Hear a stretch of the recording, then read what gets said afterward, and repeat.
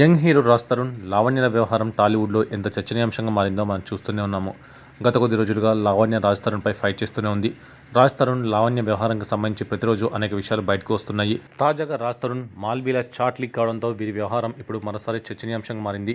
Chat leak ప్రకారం 2023లో Malvi మల్హోత్రాకు Raj Tarun love propose చేశాడు. రాజ్ తరుణ్ నుంచి వచ్చిన ప్రపోజల్ మాల్వీ వెంటనే యాక్సెప్ట్ చేసి అప్పటి నుండి అతనితో రిలేషన్షిప్లో ఉందని అర్థమవుతుంది. మాల్వీ అనేక సార్లు రాజ్ తరుణ్కు హోటల్ బుక్ చేసింది.